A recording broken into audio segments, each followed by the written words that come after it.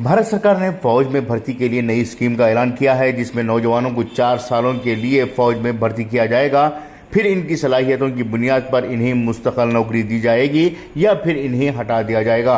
इस मंसूबे को अग्निपथ रिक्रूटमेंट का नाम दिया गया है, लेकिन यह मंसूबा मुल्क की सालमियत के लिए नुकसानदा साबित हो सकता है और ये सवाल भी पैदा हो रहा है कि वो नौजवान कौन होंगे जिसको भर्ती करेंगे।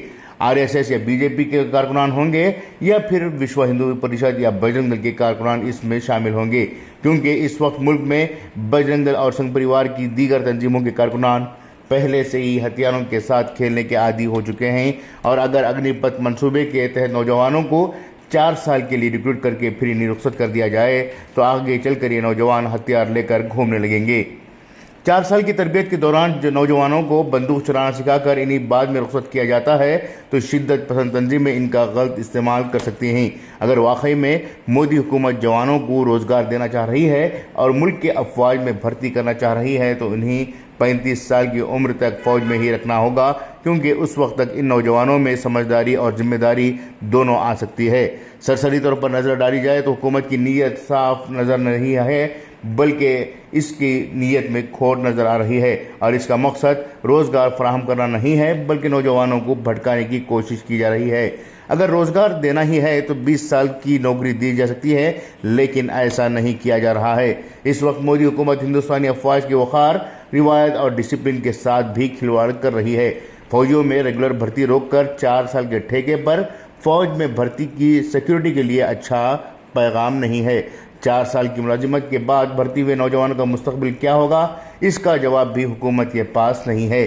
4 साल के बाद 22 से 25 साल की उम्र में बगैर किसी इजाफी अहलियत के नौजवान अपने मुस्तकबिल की तामीर कैसे करेंगे, ये सवाल भी पैदा हो रहा है। हालांकि इस वक्त 15 साल की सर्विस के बाद जब रेगुलर फौजी भी घर वापस लौटता है तो इसे बेशतर वक्त सिर्फ बैंक में गार्ड या सिक्योरिटी गार्ड की मुलाजिमत ही मिल पाती है। ऐसे में 4 साल की कॉन्ट्रैक्ट के बाद ये 23 से 25 साल का नौजवान क्या कर सकेगा, इसका जवाब मोदी हुकूमत नहीं दे रही है। इस स्कीम से नौजवानों की ज़िंदगी पर सवालिया निशान भी लग रहा है और वो रोज़ी रोटी और अच्छी ज़िंदगी की तलाश में कहीं किसी गलत रास्ते की तरफ मुतवज्जा भी हो सकते हैं।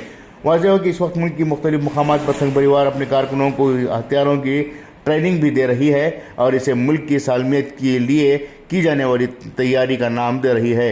मुमकिन है कि कल जब अग्निपथ मंसूबे से नौजवानों का तकर्रुर किया जाएगा तो वहाँ पर बजरंग दल और संघ परिवार के कारकुनों को सरकारी पैसों में तरबियत देकर बाद में इन्हीं वापस अपनी तंजीमों में लेकर अपने संघी एजेंडों को नाफिज करने के लिए इस्तेमाल किया जाएगा। ये भी मुमकिन है कि लोग अपनी अलग फ़ौज ही बना लें। सवालात बहुत हैं, लेकिन हुकूमत के पास गुमराह करने वाले जवाबात के अलावा कुछ नहीं है। इन हालात में मुल्क के दानिश्वर तबके को मुखालिफत के लिए आगे आने की ज़रूरत है, क्योंकि ये भारत की सिक्योरिटी का सवाल है। ब्यूरो रिपोर्ट, इनकलाब न्यूज़, नई दिल्ली।